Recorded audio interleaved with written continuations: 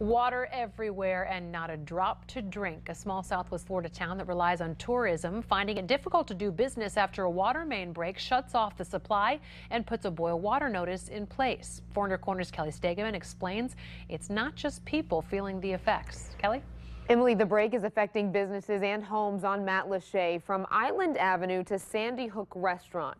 And although the island is typically more quiet now during the off-season, that doesn't mean the impact is any less.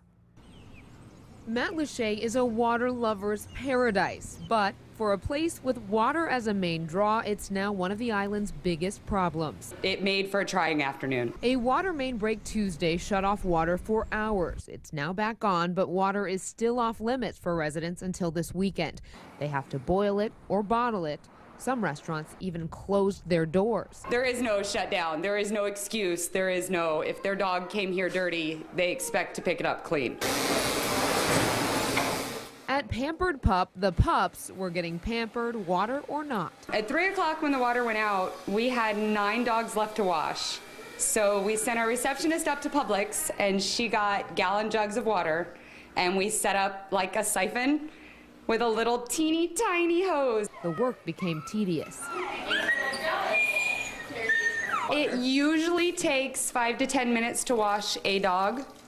It took 15 to 20 minutes. If we'd have had big dogs to do, we would have been out of luck. Big dogs like Callie and Christy. Owner Terry West is glad she waited a day to bring them in. When these guys are big, so I can't imagine how much water they must use. Now a day later, the pampering continues. Pups needing a drink get bottled water, and the people waiting for the weekend now has a new meaning. Today it's just use extra caution. Make sure you don't let that dog lick the water as you're washing it.